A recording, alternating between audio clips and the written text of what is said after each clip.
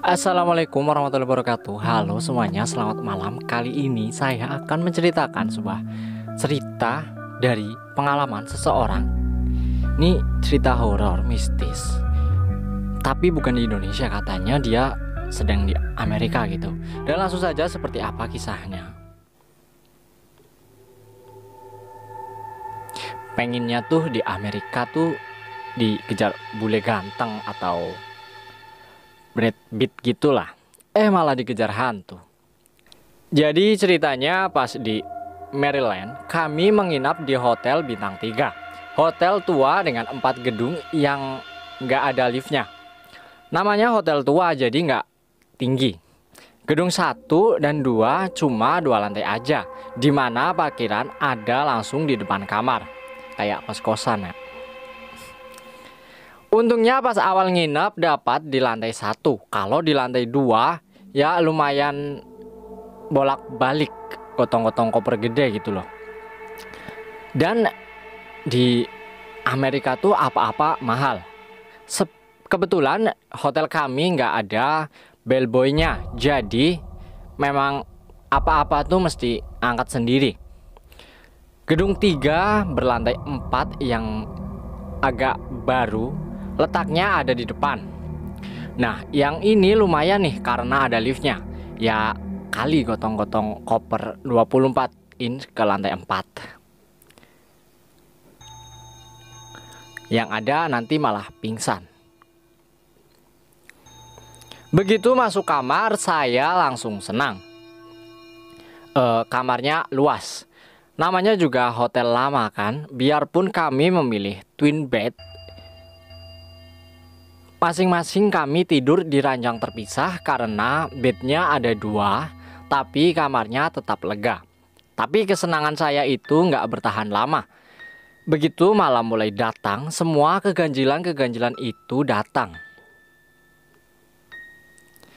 Saya bisa tidur dengan semua lampu dimatikan, sesuai anjuran dokter untuk tidur dalam ruangan gelap agar hormon melatonin dapat diproduksi sempurna.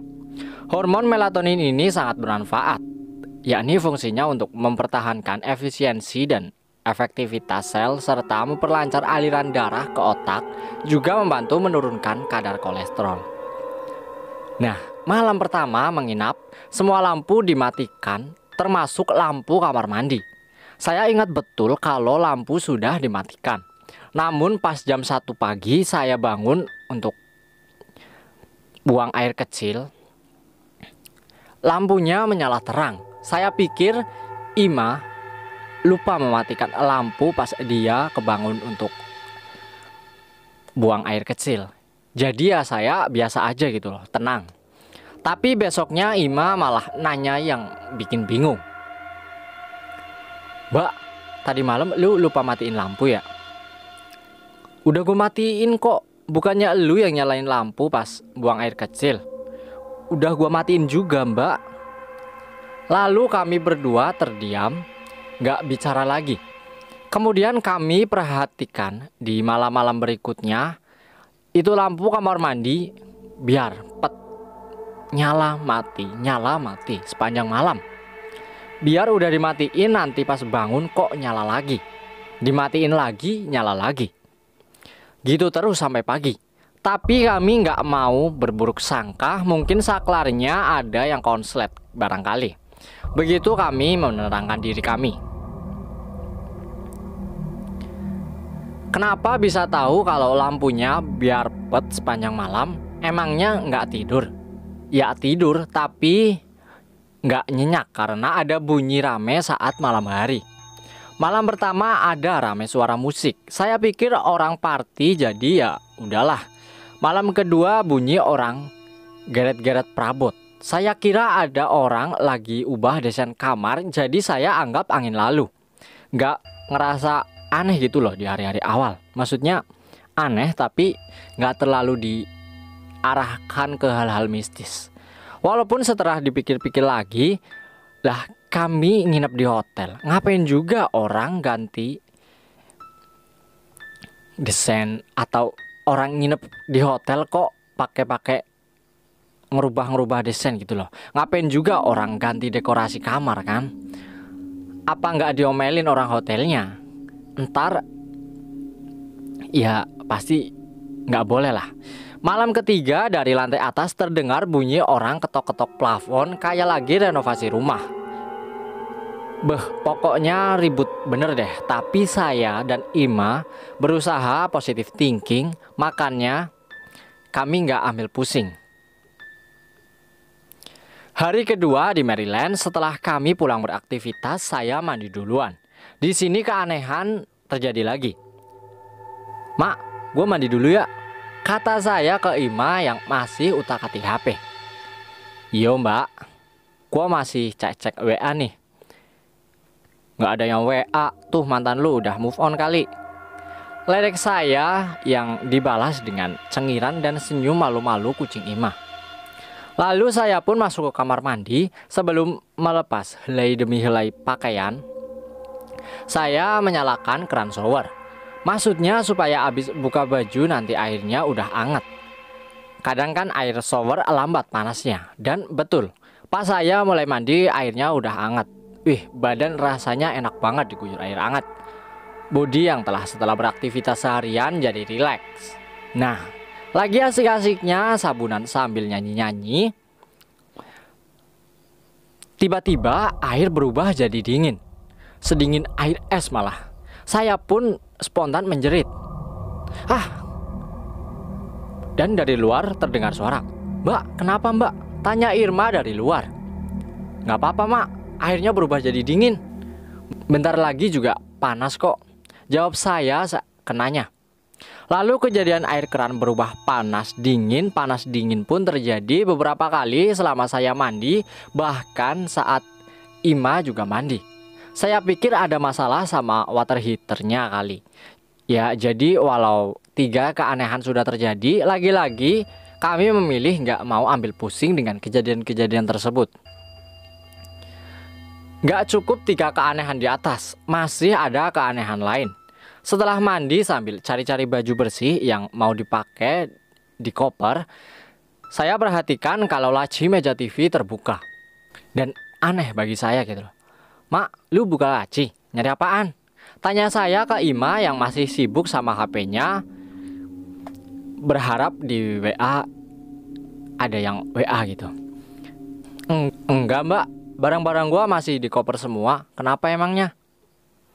Nggak apa-apa, bingung aja nih laci meja kenapa kebuka ya. Gua nggak buka, lu nggak buka, terus siapa dong? Tepat begitu saya selesai ngomong begitu, tiba-tiba hawa dingin menyeruak. Bulu kuduk saya langsung berdiri dan jantung saya nggak enak. Aduh, ada yang lewat. Pas saya lagi berusaha menenangkan hati, tiba-tiba Ima punya ide yang menurut saya masuk akal. Mbak, diganjel kursi aja lacinya. Kali-kali lantainya miring jadi lacinya kebuka sendiri gitu.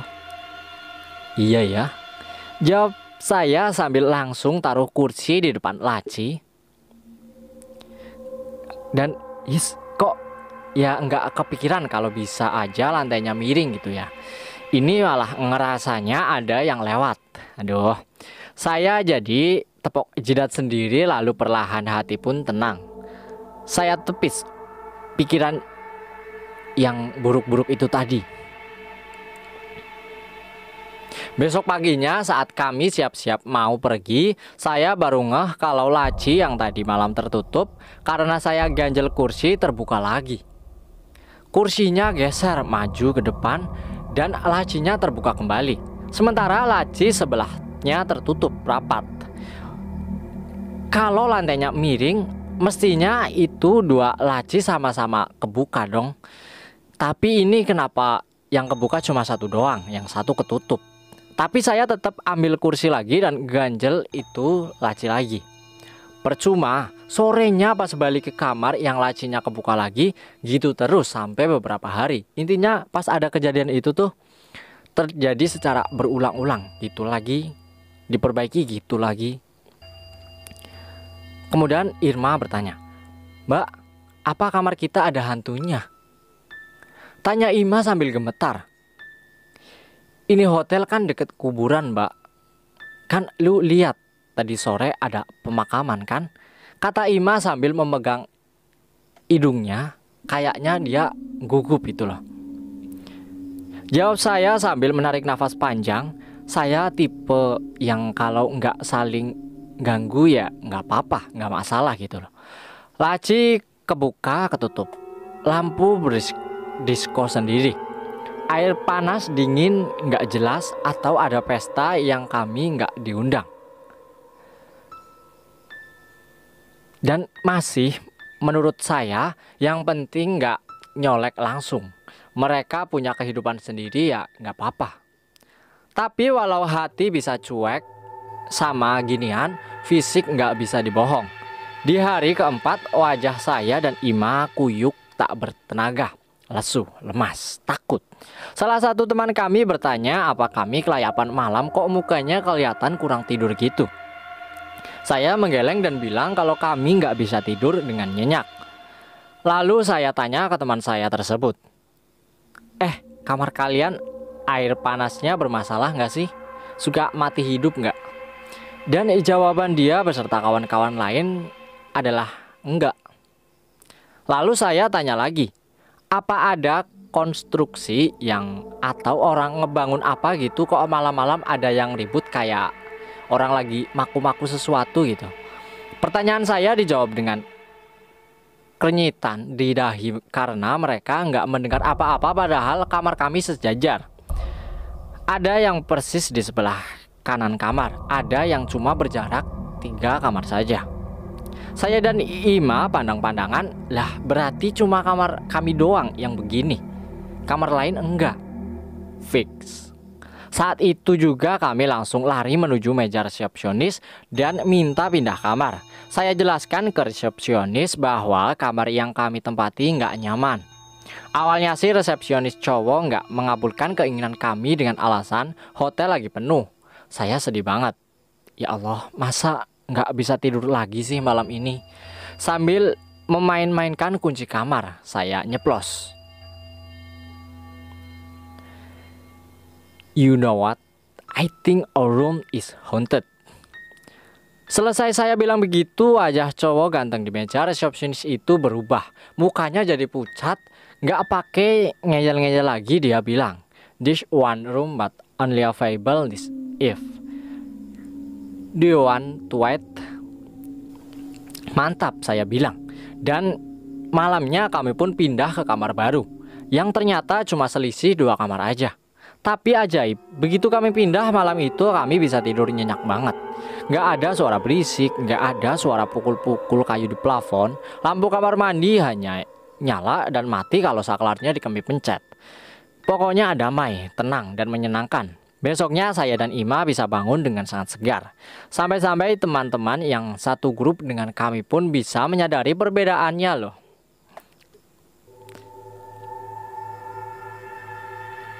Permasalahannya selesai. Saya nggak mau tahu kamar sebelumnya itu kenapa dan ada apa. Nggak urus, ora urus. Yang penting sekarang udah bisa tidur enak. Ngapain bahas masa lalu? Mending nikmatin masa sekarang di mana kamarnya enak dan nyaman kan. Kemudian drama babak baru. Tapi ternyata drama dikejar hantu itu belum selesai. Pada akhir pekan kami pergi ke New York dan saat kembali lagi ke Maryland, walaupun kami tinggal di hotel yang sama tapi nggak dapat lagi kamar yang sama. Tergantung okupansinya.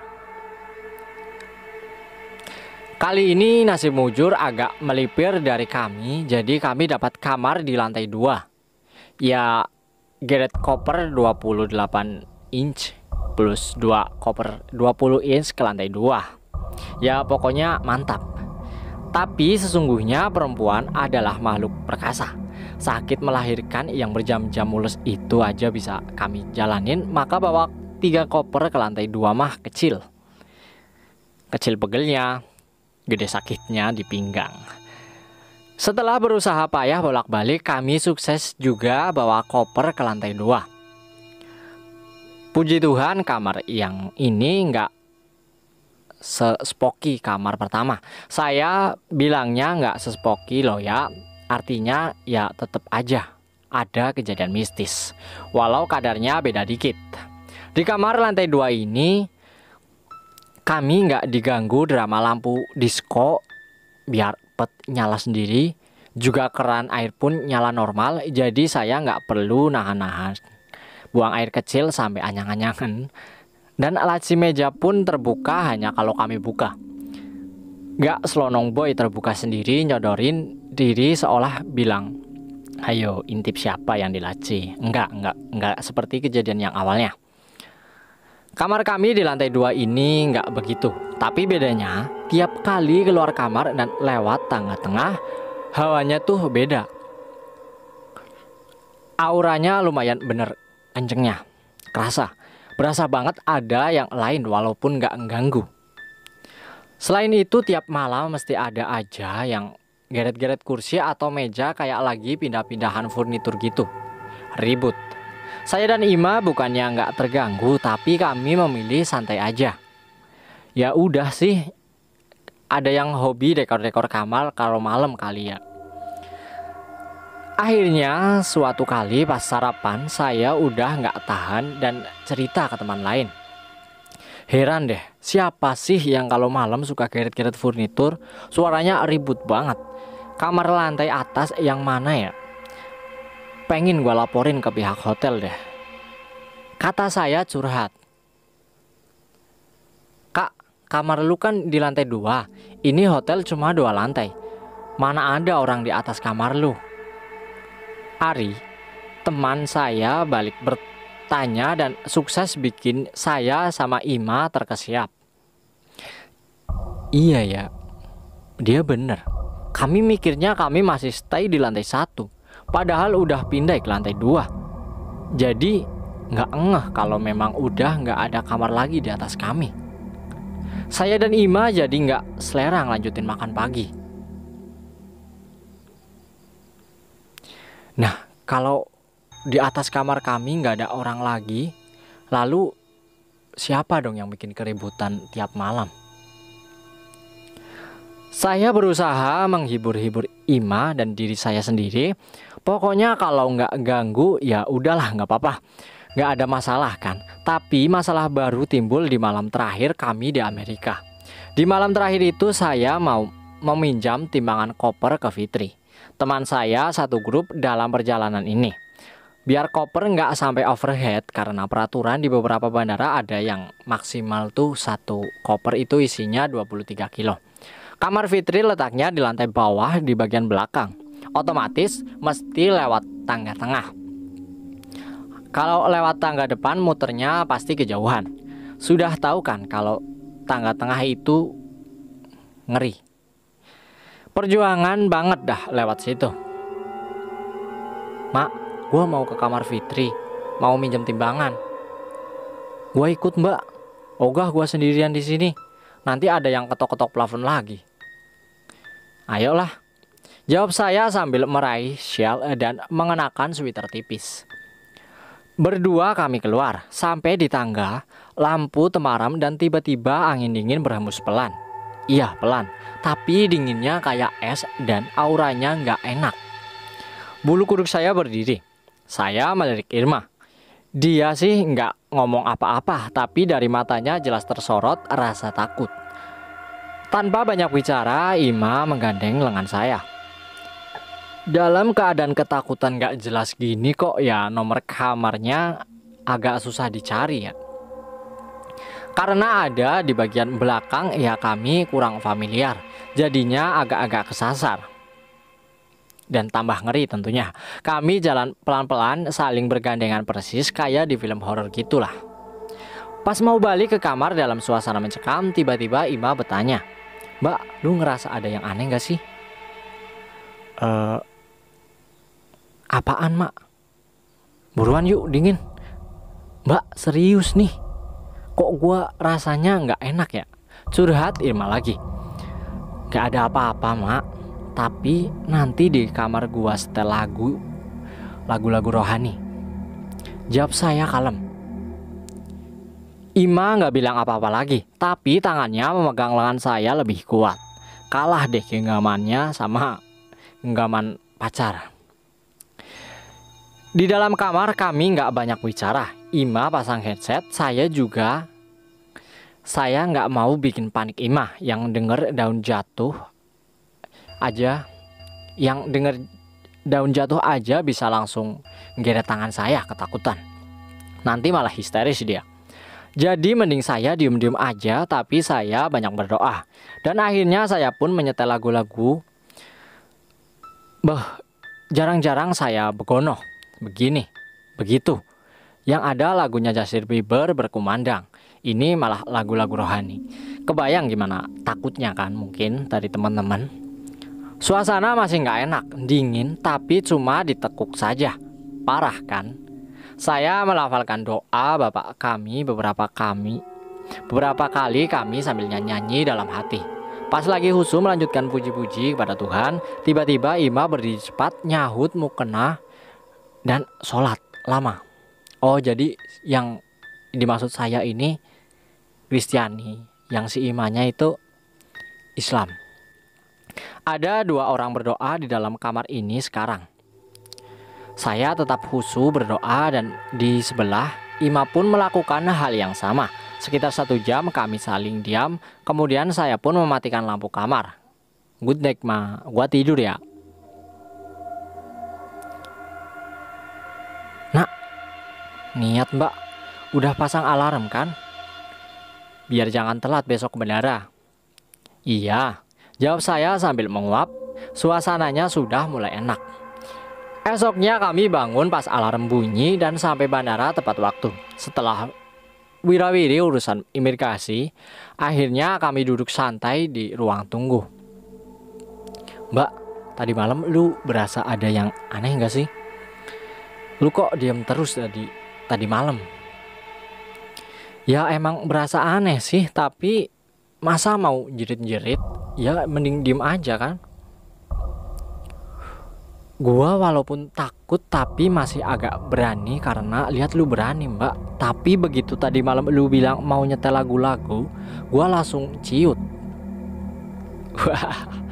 Gua sebenarnya juga ciut, nggak enak banget tengkuk gua. Sampai merinding dan berdiri itu bulu roma gua. Ada-ada aja mbak.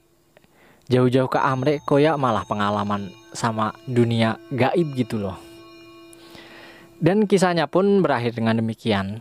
Semoga bisa dipetik pelajaran hikmah dan manfaatnya serta berhati-hati dalam kondisi apapun. Akhir kata saya ucapkan terima kasih kepada teman-teman yang sudah menyempatkan untuk menonton dan mendengarkan cerita ini sampai dengan selesai.